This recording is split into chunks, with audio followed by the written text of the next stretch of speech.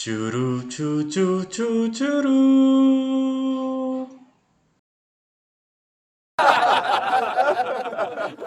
Boa tarde, turma. Estamos aqui mais uma vez reunidos para nossa aula virtual de Química. Nossos queridos e amados alunos do Rotary Club São Miguel, continuando sobre o estudo dos hidrocarbonetos, né? O Sol entrou em Áries, acho que vocês começaram a observar os efeitos da primavera, né? Dá essa vontadezinha de ficar deitado, maratonar alguma coisa, né? Porque fica um tempo bastante agradável, né? Abram o livro de vocês na página 90. Então, na nossa aula de hoje, nós iremos estudar sobre o petróleo, sobre o carvão mineral e sobre o gás natural. É matéria-prima para quase tudo no nosso dia a dia, ou é matéria-prima para mover as indústrias que produzem quase tudo no nosso dia a dia. Página 90, petróleo e gás natural. Foco da química, da economia e do jornalismo.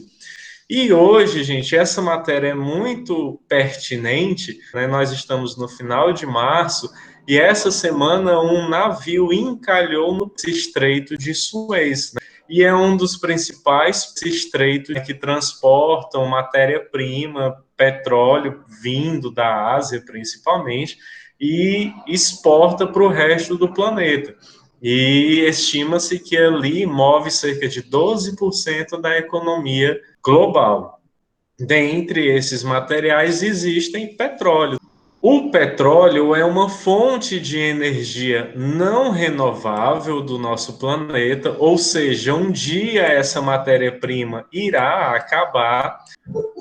Oi. Olá, Valesca, boa tarde, né? Nós estamos conversando hoje sobre o petróleo, página 90. E nesse primeiro gráfico, nós temos a produção de petróleo no mundo em 2014. Em 2014, eu não sei se já tinha os dados do pré-sal, que é uma das maiores reservas de petróleo do planeta, que é aqui no Brasil. Olha quem é o maior exportador de petróleo, né? É o Oriente Médio, que fica ali próximo da Ásia, e é exatamente grande parte desse petróleo produzido no planeta passa por esse Estreito de Suez, né? Ora, saindo dessa perspectiva mundial, vamos para o Brasil, né? O Brasil possui petróleo. E para quem tiver curiosidade, o Ceará também possui petróleo. Ali no Paracuru, né, você vai encontrar uma plataforma da Petrobras, né, que a Petrobras é a empresa nacional de petróleo, né, de extração e refino do petróleo, é o petróleo do Brasil, Petrobras, né? Nós já dissemos que o petróleo pode estar tanto em terra quanto no mar.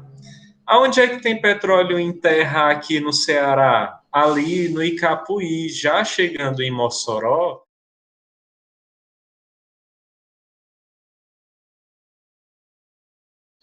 Gente, primeiro, o nome petróleo vem do latim que significa óleo da pedra ou óleo de pedra.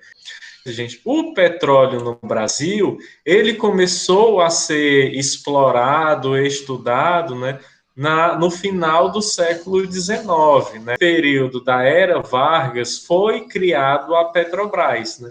Com o objetivo de extrair, estudar, explorar, refinar e vender o petróleo brasileiro. Quando a Petrobras foi criada, uma das suas primeiras funções foi mapear o território brasileiro para descobrir onde é que se tinha petróleo. O petróleo demora anos e anos para se formar, mas, professor, da onde é que vem o petróleo? Se o petróleo é uma fonte de energia não renovável, ou seja, um dia ele vai acabar, como é que ele é formado?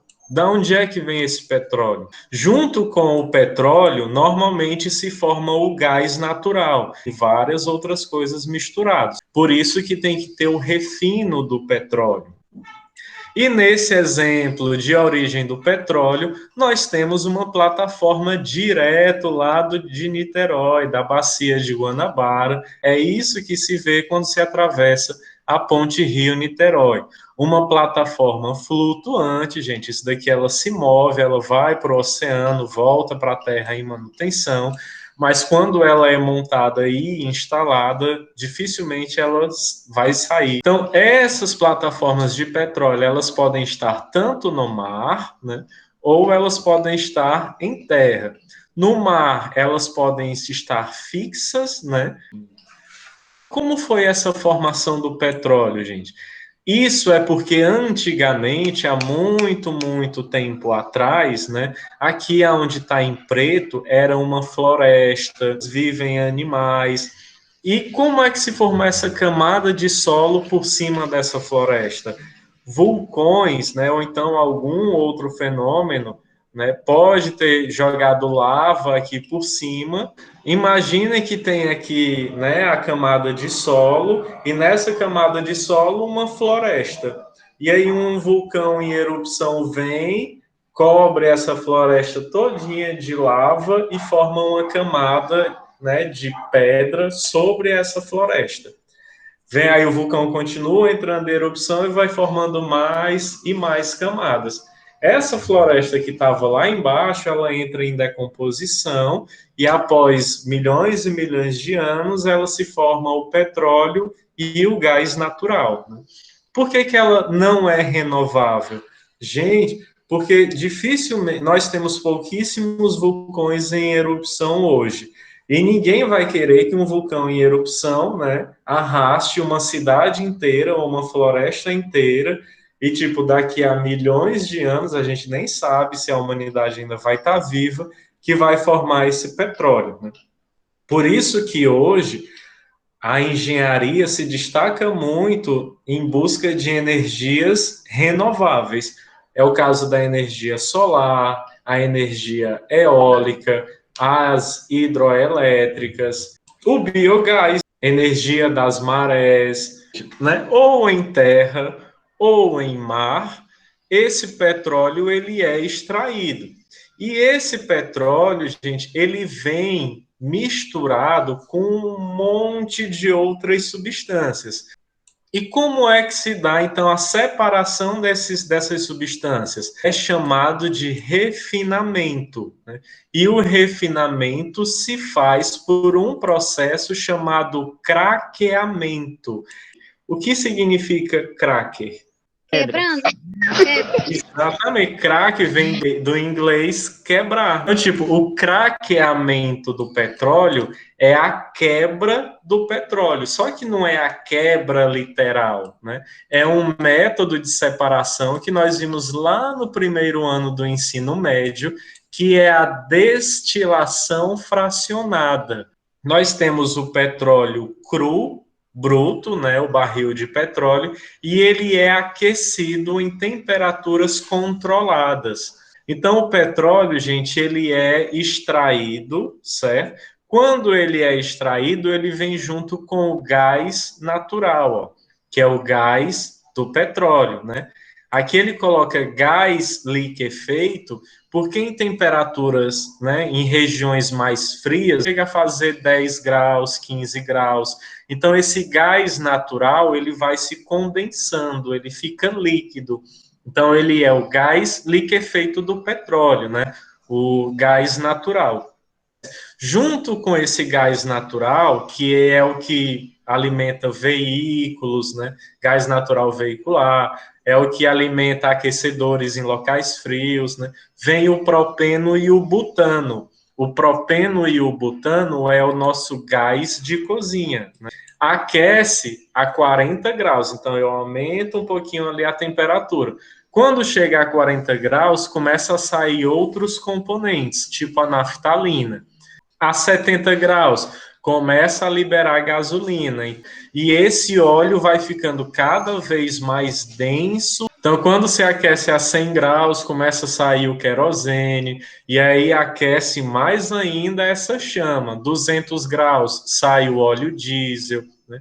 Quem conhece o óleo diesel e a gasolina, né, vê que o diesel ele é mais grosso mesmo, mais dentro, enquanto a gasolina é um líquido menos viscoso. Aí o que acontece? Aquece mais ainda, né? E aí 300 graus começa a sair óleos lubrificantes, né? Ou outros combustíveis, graxas, né? Que já é aquela coisa mais pastosa, muito mais viscoso. Quando termina esse aquecimento, né? Eles aumentam, no caso aqui, até 700 graus. Quando termina, fica só aquela carcaça. E essa carcaça ele é utilizado como resíduo asfáltico, né? E aí, seguindo na página 93 do livro, nós temos aqui o que é o craqueamento do petróleo, né? O craqueamento, gente, é exatamente a quebra do petróleo, né? Então, tipo, eu tenho componentes grandes aqui de 15 carbonos, né? E aí se adiciona uma substância catalítica, ou então eles aquecem a altas temperaturas, ou os dois, né? E aí eles dizem, não, eu não quero tanto querosene assim, eu quero mais gasolina do que querosene, né? E aí lá na própria refinaria, né, eles podem fazer essas quebras do petróleo, né? Aqui na página 94 nós temos os vários produtos formados, né, do refino do petróleo, né, do refino e do craqueamento do petróleo. Ó, do etileno se forma álcool etílico. Nós estamos utilizando o etanol 70% todo dia para lavar, limpar as mãos, descontaminar alguma coisa, ou seja, veio lá do petróleo. Outro exemplo, plásticos. O que mais? Fibras sintéticas vêm do petróleo, gasolina vem do petróleo, borracha sintética vem do petróleo, neopreno também vem do petróleo, plásticos, enfim, uma infinidade de produtos do nosso dia a dia vem do petróleo, né? Aqui nós temos outra fonte de energia não renovável, que é o gás natural, né? Ele é produzido pela decomposição de matéria orgânica. Então, tipo, se você tem assim muita matéria orgânica, direciona tudo para essa empresa para a produção de biogás e lá eles podem produzir e direcionar esse gás natural, né? Olá, turma, e para finalizar, eu vou deixar algumas questões para vocês da página 98 e 99 do livro, que é sobre, né, o petróleo. Vocês irão fazer a questão 6, né? Olha, o petróleo bruto é uma mistura de substâncias cujos componentes são preparados por destilação fracionada. Desse processo são obtidos inúmeros combustíveis, como o gás natural, gasolina e o gás utilizado nos botijões de cozinha, o querosene e o óleo diesel. A alta do preço no barril do petróleo não acarreta somente o aumento do preço de combustíveis, mas também de uma série de produtos como o plástico. Por quê, gente? É esse link aqui que tá no chat, é? O link do chat é o canal do YouTube, é onde vai estar o vídeo lá do YouTube. Aproveita e se inscreve no canal. Beleza? A Beleza. oitava questão diz assim: o para chileno é usado como matéria-prima para a obtenção de ácido tereftálico. Este, por sua vez, é empregado na obtenção do politereftalo de etila, plástico conhecido como PET, né? O nossa garrafa PET. Lembrando que o para-chileno é o nome usual do 1,3 dimetilbenzeno. Então, escreva a fórmula estrutural. Gente, vocês vão desenhar quem é o 1,3 dimetilbenzeno. E, por fim, a nona questão é uma coisa que o livro de vocês não abordou, que é o impacto ambiental da extração e transporte do petróleo. Gente, o petróleo, como já dissemos, é um líquido viscoso. E aí, quando se tem o transporte desse petróleo, se ele vazar, é um caos ambiental, né? Aqui na charge, nós temos aqui, né, duas aves e uma delas está repleta de óleo, né? E aí, então, diz assim, ó, as charges são gêneros textuais que aliam a linguagem verbal e não verbal. Elas utilizam humor e ironia para fazer uma crítica. Observe a charge abaixo, né? Então, ó, né, uma ave toda banhada, né, com um negócio escuro e diz: Aristides, eu já pedi quantas vezes para você limpar os pés antes de chegar em casa, né? A ave Aristides não está só com os pés, né, sujo, né?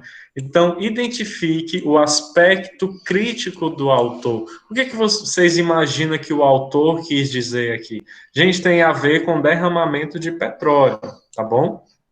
2. Em grupo, pesquisem em sites técnicas que podem ser utilizadas para lidar com a questão ambiental, que é o objetivo da crítica do autor. Gente, né? A B responde a A. Faça uma breve exposição sobre a técnica escolhida. Então, vocês vão se unir, né? Ou então, individualmente, vão escolher uma técnica, né? Exatamente para remediação, né, quando tem esses desastres ambientais com o petróleo, né? Então, pesquisem, vocês vão encontrar muitas coisas na internet e assim vocês vão encontrar também muitos vídeos tristes, né, de animais mortos ou então de animais com dificuldade de respirar, animais que não conseguem se banhar porque o petróleo é um óleo, então não vai sair com água. E se passar sabão detergente, o petróleo é um óleo denso, né? Então não é qualquer detergente que vai tirar o petróleo, né?